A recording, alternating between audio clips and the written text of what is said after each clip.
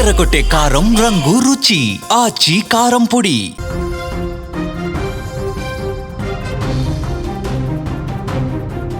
Road మీద ఆ SI విధులు నిర్వర్తిస్తున్నాడు. వెహికల్ మీద వెళ్తున్నటువంటి ఒక వ్యక్తి నేరుగా ఆ ఎస్ఐని డ్యాష్ ఇచ్చేసి కారుతో బ్యానెట్ మీద ఆ ఎస్ఐ పడిపోతే అలాగే కిలోమీటర్ వరకు అర కిలోమీటర్ వరకు అలాగే బ్యానెట్ మీద పడిపోయినటువంటి ఆ ఎస్ఐని ఏమాత్రం కనికరం లేకుండా లాగుతూ వెళ్తూ అర కిలోమీటర్ల అవతల పడేసిపోయినటువంటి ఘటన సంచలనంగా మారింది. మధ్యమత్తులో ఓ వ్యక్తి చేసినటువంటి వీరంగం ఇది. డ్రంక్ అండ్ డ్రైవ్ తనిఖీలను తప్పించుకోవడానికి బీభత్సం సృష్టించాడు. కారు ఆపినటువంటి ఎస్ఐను కారుతో గుద్ది అర కిలోమీటర్ దూరం వరకు కూడా ఆ కారు పైన బ్యాలెట్ మీద పడినటువంటి ఎస్ఐని లాక్కు వెళ్ళినటువంటి ఘటన రంగారెడ్డి జిల్లాలోని యాచారంలో చోటు చేసుకుంది. రంగారెడ్డి జిల్లా యాచారం పోలీస్ స్టేషన్ పరిధిలో డ్రంక్ అండ్ డ్రైవ్ తనిఖీలు చేస్తున్నారు. ఈ సమయంలో అటువైపు కారులో వెళ్తున్న ఒక వ్యక్తి డ్రంక్ అండ్ డ్రైవ్ టెస్టులను గమనించాడు.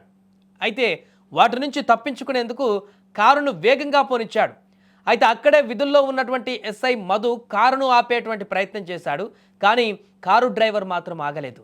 ఎస్ఐ కారు బ్యానెట్ మీద ఉన్న ఆ బ్యానెట్ పైన పడిపోయినా పట్టించుకోకుండా అర కిలోమీటర్ వరకు కూడా అలాగే కారును లాక్కు వెళ్ళాడు ఎస్ఐతో సహా. అదే మార్గంలో ద్విచక్ర వాహనం పైన వెళ్తున్నటువంటి వారిని కూడా ఢీకొట్టాడు. చివరకు కారు వేగం తగ్గించగా ఎస్ఐ రోడ్డు పక్కన దూకేశాడు. ప్రాణాలు కాపాడుకున్నారు. ఈ ప్రమాదంలో ఎస్ఐకి స్వల్ప గాయాలయ్యాయి. అయితే బైక్పై వెంకట్రెడ్డి ఆయన కోడలు దివ్య ఏడాది మనవడితో ద్విచక్ర వాహనంపై వెళ్తుండగా వారిని సైతం ఈ యొక్క మందుబాబు కారుతో వెళ్తున్నటువంటి వ్యక్తి ఢీకొట్టారు.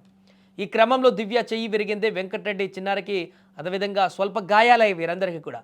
సో ఒక వ్యక్తి ఎంత దుర్మార్గంగా ప్రవర్తించాడో మనకి ఘటన తేటతెల్లం చేస్తుంది. మద్యం మత్తుకు బానిసై మద్యం తాగి సేవించి సొంత వెహికల్ నడపకూడదు, బయటికి రాకూడదు రోడ్డు మీదకి అని చెప్పి ఎన్నిసార్లు పోలీసులు మొత్తుకున్నా కూడా అలా మద్యం సేవించి కార్లు తీసుకొని రోడ్డు మీదకి రావడమే కాకుండా అక్కడ డ్రంక్ అండ్ డ్రైవ్ టెస్టులు నిర్వహిస్తుంటే వాటి నుంచి తప్పించుకోవడానికి విచక్షణ కోల్పోయి అవతల ఒకవేళ డ్రంక్ అండ్ డ్రైవ్ టెస్టులు అక్కడ దొరికాడు అనుకోండి, మహా అయితే అక్కడ డ్రంక్ అండ్ డ్రైవ్లో ఆయన తాగినట్టుగా తెలిస్తే ఫైన్ వేస్తారు, లేకుంటే కొద్ది రోజులు 4-5 రోజులు జైలు శిక్ష అనుభవించేటువంటి పరిస్థితి ఉంటుంది. నెక్స్ట్ టైం ఇంకా ఈ యొక్క ఆ శిక్ష ద్వారా నెక్స్ట్ టైం బుద్ధి వచ్చి అలా తాగి బయటికి రాకుండడానికి ఒక అవకాశం ఉంటుంది, ఒక బుద్ధి వస్తుంది. కానీ దాన్ని తప్పించుకోవడం కోసం అవసరమైతే ఎదుటి వాళ్ళ ప్రాణాలు కూడా తీసి హత్య కేసులకు ఇరుక్కోవడానికి కూడా, అంటే ఆ క్షణికావేశంలో పరిస్థితి ఎంత దూరం వెళ్తుందో చూడండి ఒకసారి.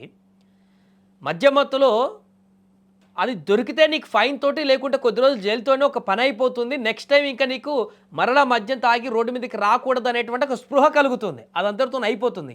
అలాంటిది దాన్ని తప్పించుకోవడానికి నువ్వు అవతల ఉన్నటువంటి వ్యక్తులని చంపడానికి కూడా, చనిపోయినా కూడా పర్వాలేదు అనుకునేటువంటి హత్యాయత్నాలకి ప్రయత్నిస్తూ యాక్సిడెంట్లు చేసుకుంటూ పోతున్నావంటే ఇంకా నువ్వు ఎంత దూరం తీసుకువెళ్తున్నావో చూడు దీన్ని.